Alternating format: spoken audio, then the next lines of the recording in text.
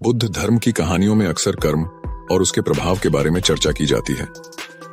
इस संदर्भ में माता पिता के कर्मों का फल बच्चों को कैसे भोगना पड़ता है, इस पर एक प्रसिद्ध बौद्ध कथा है। कथा पिता के कर्मों का फल। प्राचीन काल में बुद्ध के समय में एक युवक था जिसका नाम काश्यप था। काश्यप एक बहुत ही धार्मिक और नेक स्वभाव का व्यक्ति था, लेकिन उसके पिता धनी और लालची थे। उसके पिता ने जीवन भर अनेक प्रकार के पाप किए और दूसरों के साथ अन्याय किया। जब काश्यप के पिता का निधन हो गया, तब काश्यप ने अपने पिता के लिए उचित संस्कार किया और उनकी आत्मा की शांति के लिए बौद्ध मठ में दान पुण्य किया। हालांकि काश्यप की जिंदगी में अचानक समस्याएं आनी शुरू हो गईं। उसके व्यापार में घाटा हुआ, परिवार में तनाव बढ़ गया और उसे आर्थिक कठिनाइयों का सामना करना पड़ा। इस कठिन समय में काश्यप बुद्ध के पास गया और उनसे मार्गदर्शन मांगा। बुद्ध ने उसे समझाया कि उसके पिता के बुरे कर्मों का असर उसके जीवन पर पड़ रहा है, लेकिन बुद्ध ने यह भी कहा कि यदि काश्यप अपने धर्म, कर्म और परोपकार में सच्चाई और निष्ठा से कार्य करता रहेगा तो वह इन कठिनाइयों से उबर जाएगा।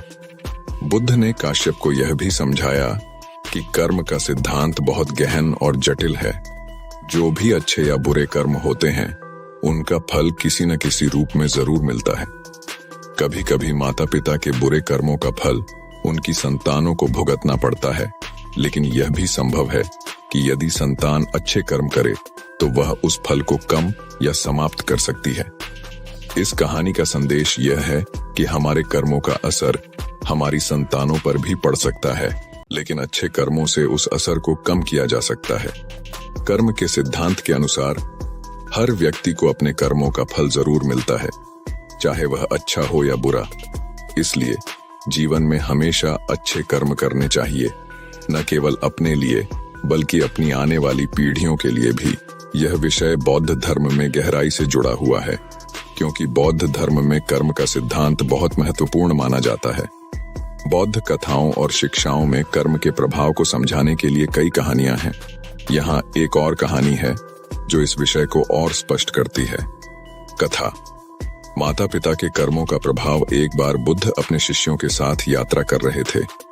रास्ते में उन्होंने एक गांव में पड़ाव किया, जहां एक गरीब ब्राह्मण अपने परिवार के साथ रहता था। ब्राह्मण अत्यंत कठिनाइयों में जीवन व्यतीत कर रहा था। उसकी पत्नी और बच्चे अक्सर बीमार रहते थे और परिवार को भोजन के लिए भी संघर्ष करना पड़ता था। ब्राह्मण बुद्ध के पास गया और उनसे अपनी समस्याओं का समाधान पूछा।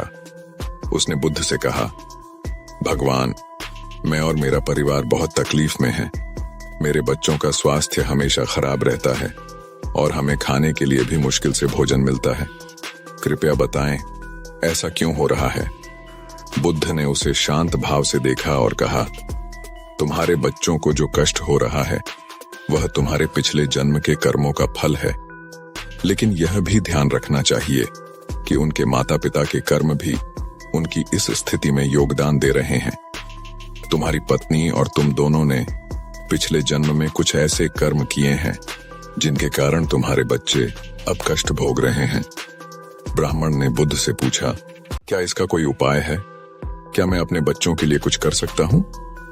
बुद्ध ने उत्तर दिया, जीवन में सदैव अच्छे कर्म करो, अपने बच्चों के लिए प्रार्थना करो और उनके लिए अच्छे कर्म करो। तुम्हारे अच्छे कर्म उनके कष्ट को कम कर सकते हैं। इसके अलावा यह भी सुनिश्चित करो कि तुम अपने बच्चों को अच्छे मूल्यों और धर्म का पालन करने की शिक्षा दो। यदि वे अच्छे कर्म करेंगे तो उनके जीवन में भी सुधार होगा। यह कहानी इस बात पर जोर देती है कि कर्म का सिद्धांत व्यक्तिगत नहीं बल्कि पारिवारिक और सामुदायिक स्तर पर भी लागू होता है। माता पिता के कर्मों का प्रभाव उनकी संतान पर पड़ सकता है, लेकिन अच्छे कर्मों और धार्मिक जीवन से इस प्रभाव को बदला जा सकता है। बुद्ध ने यह भी सिखाया कि कर्म की जड़ें बहुत गहरी होती हैं और कभी-कभी हमें उनके परिणामों को तुरंत नहीं देख पाते, लेकिन जीवन में अच्छे कर्म करते रहना, अपने बच्चों को धर्म और नैतिकता का पालन करना सिखाना और सकारात्मक दृष्टिकोण रखना अंततः जीवन में सुधार लाता है। इस प्रकार बौद्ध धर्म की शिक्षाएं हमें यह समझाती हैं कि हम अपने कर्मों के प्रति जिम्मेदार हैं और हमें अपने कर्मों का फल भुगतना पड़ता है। लेकिन अच्छे कर्म और सही मार्गदर्शन से हम और हमारे परिवार के सदस्य उन फलों को बदल सकते हैं। बौद्ध धर्म में कर्म और उसके प्रभाव को लेकर कई कहानियां प्रचलित हैं। इनमें से एक प्रसिद्ध कथा है जो इस बात पर प्रकाश डालती है कि माता पिता के अच्छे या बुरे कर्मों का फल उनके बच्चों को कैसे भोगना पड़ता है। कथा राजा और उसके पुत्र का भाग्य। बुद्ध के समय में एक धनी और शक्तिशाली राजा था। राजा ने जीवन में कई अच्छे काम किए थे, जैसे कि मंदिरों का निर्माण, गरीबों की सहायता और अपने राज्य में धर्म और न्याय की स्थापना। लेकिन राजा के जीवन में एक समय ऐसा भी आया जब उसने अपनी शक्ति के मद में कुछ ऐसे कर्म किए जो धर्म के विरुद्ध थे। उसने अपने कुछ विरोधियों पर अत्याचार किया, निर्दोष लोगों को दंडित किया और अपने स्वार्थ के लिए गलत कार्य किए। राजा का एक पुत्र था जो बहुत ही धार्मिक, निष्ठावान और सरल स्वभाव का था।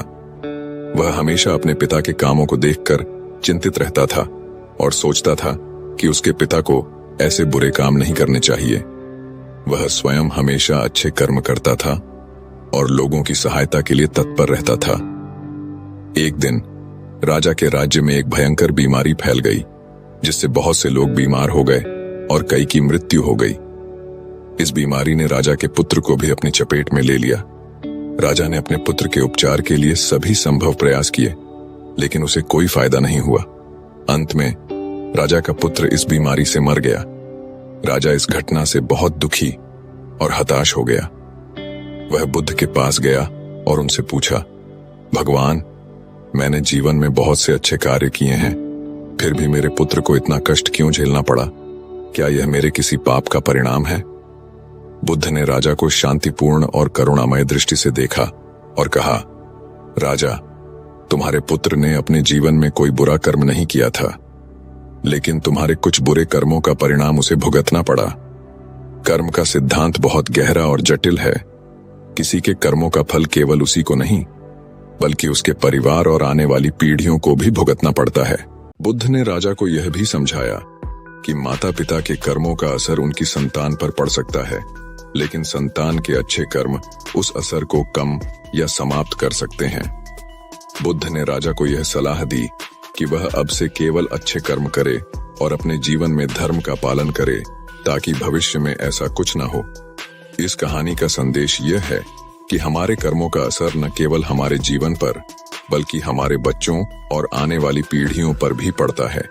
इसलिए हमें सदैव अच्छे कर्म करने चाहिए और धर्म के मार्ग पर चलना चाहिए, ताकि हमारे कर्मों का सकारात्मक असर हमारे बच्चों और समाज पर पड़े। अगर यह कहानी आपको अच्छी लगी हो तो कृपया हमारे चैनल भूधा विजडम 7 को सब्सक्राइब करें। आपके सब्सक्रिप्शन से हमें और भी बेहतर सामग्री बनाने के लिए प्रेरणा मिलेगी। धन्यवाद। ओम।